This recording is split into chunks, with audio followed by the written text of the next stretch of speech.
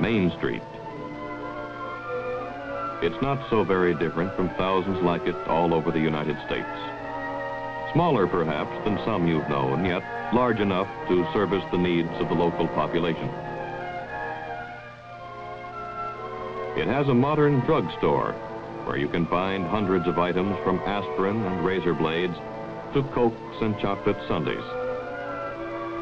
As usual, it's the favorite hangout for the younger set, who spend their leisure time indulging in laughter, calories, and that great American institution, the jukebox.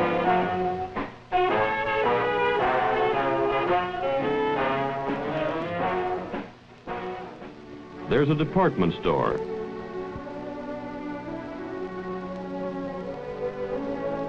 Featuring the latest spring fashions. A hardware store. They're offering a special on gardening tools today. A library and a church. Strangely enough, its doors are always locked. But there are many strange things about this town. Even a casual observer would note the utter cleanliness of the streets and houses. He would also receive the impression that everything in town was brand new, as though it had sprung up overnight.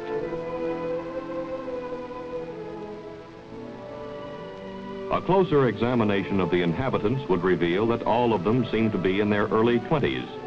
Policemen, businessmen, mechanics.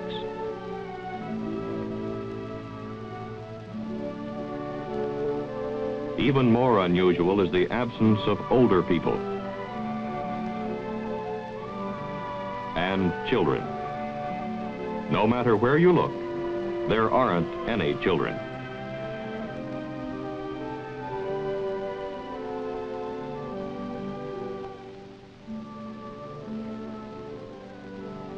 Yet the population seems large enough and busy enough.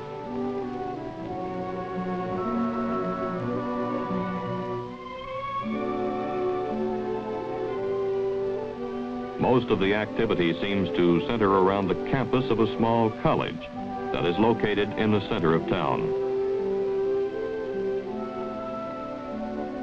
As a matter of fact, the town is merely an extension of these classrooms.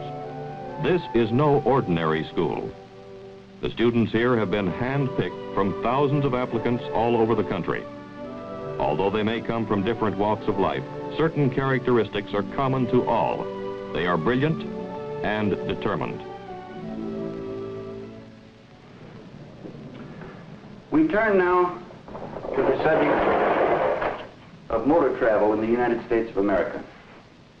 You will find that as you drive from city to city, that few Americans any longer use the centralized hotels which have been a part of their past. Instead, they use small places of residence on the outskirts of cities, on the main highways, which are called motels, motor hotels, motor courts, and the like. But first, before going into this subject in more detail, we will see a short training film in which you will see demonstrations of devices which have been used successfully in the past, as well as some of the latest models that are available. Pay close attention.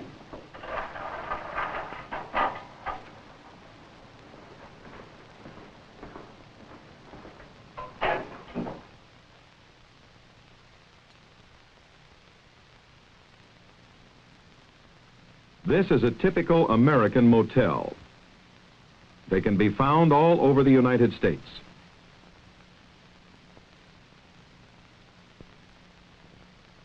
Since most Americans use automobiles as their basic mode of transportation, motels have become very popular. Because of the luxurious facilities that most motels offer, even those who travel by rail or air seem to prefer them to the ordinary hotels that are found near transportation terminals. As you can see, the interior of this room offers many opportunities for the use of surreptitious listening devices. A few years ago, The only devices available to us were tiny microphones, which could be installed behind the walls or under the floors. However, the installation of these microphones took time, and the accompanying wire made them susceptible to discovery. Today, we are no longer faced with that problem. To the unpracticed eye, there is nothing suspicious about this room. Nevertheless, these men are, for all practical purposes, speaking directly into a microphone. As part of the decor, most motel rooms display inexpensive lithographs enclosed in a simple frame. This one, however, is used to camouflage one of the simplest devices available.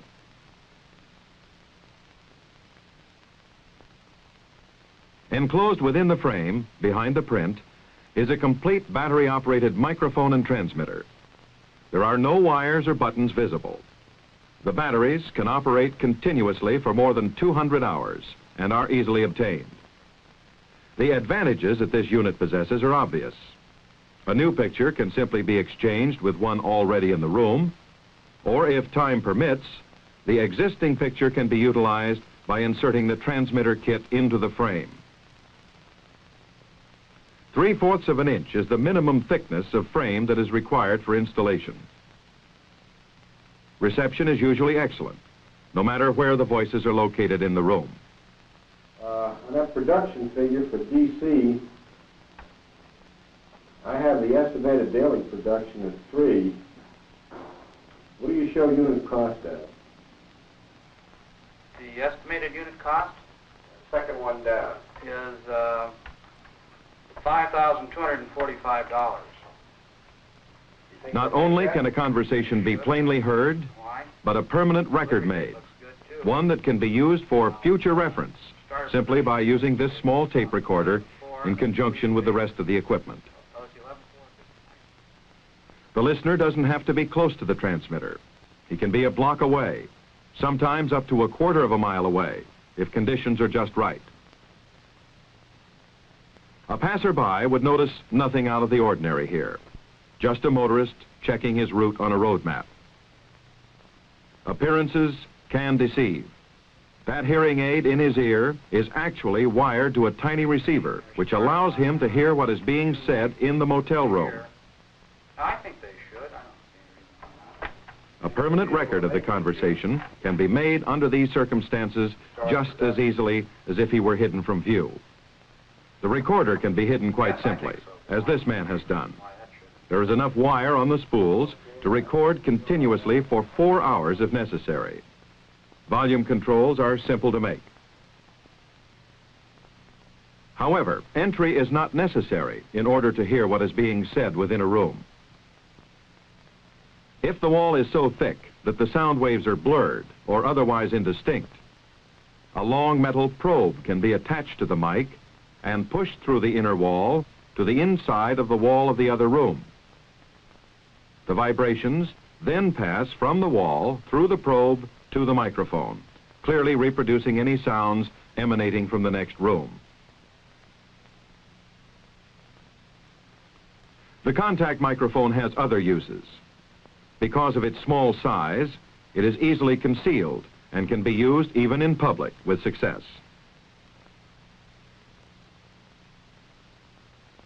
It is a simple matter to lean against a telephone booth without attracting attention. The microphone is simply carried in a coat or trouser pocket and pressed against the glass. The conversation can be heard clearly by the listener. The microphone is used in conjunction with a receiver that may be located either on the body of the carrier or positioned some distance away. These are only a few of the devices that are available. Let's look at them again. The picture frame transmitter. It can transmit all the sounds in an average room as far as 1/4 of a mile under optimum conditions. The contact microphone with different sized probes. It may be used with or without the probes and will faithfully reproduce all the sounds within an average room. Wristwatch mic. It will pick up a voice clearly up to a distance of 12 feet.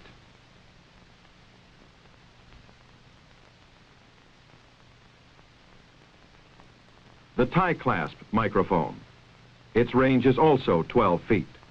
These small microphones will reproduce all sounds in an average-sized room.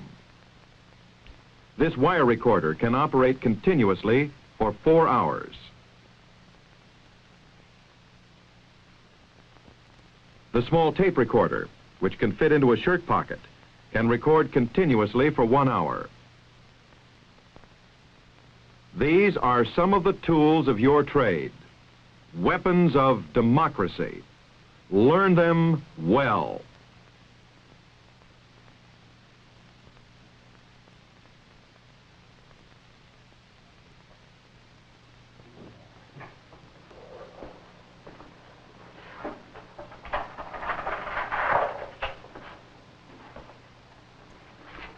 After lunch, you will have an opportunity to try each of the devices which you saw in the film. We'll take each of them in turn, learn what makes them work, and then practice the different installations. It is now 12 o'clock. Class is dismissed until 1.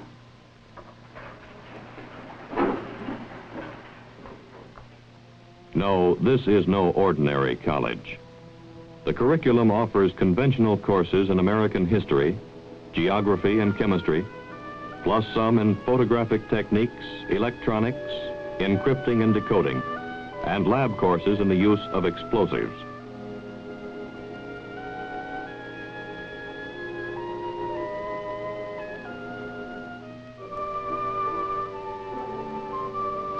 The students you see here had to pass some of the most difficult entrance exams in the world.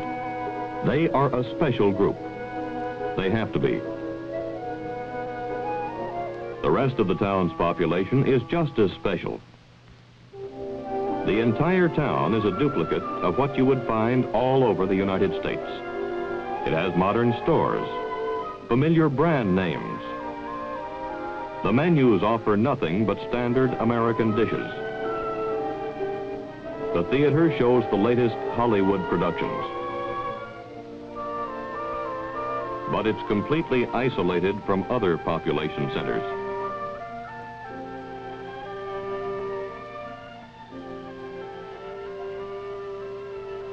And entirely surrounded by barbed wire and armed guards.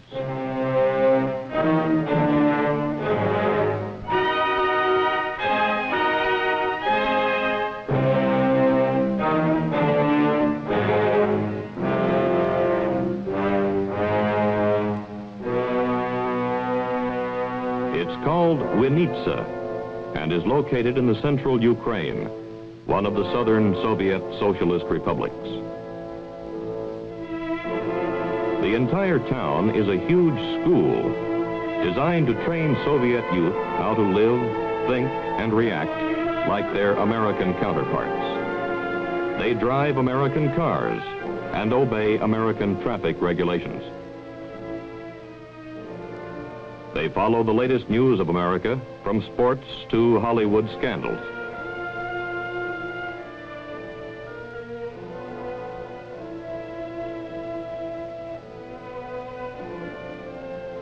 Their English is not only flawless, but they specialize in dialects and accents. All of the inhabitants in town are instructors. They coach the students how to conduct themselves. They're even taught how to buy like an American.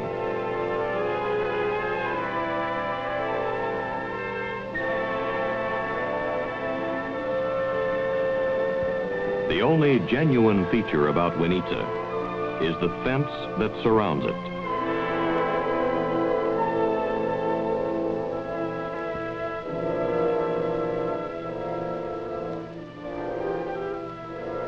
Wikimedia, School for Spies, Small Town, USSR.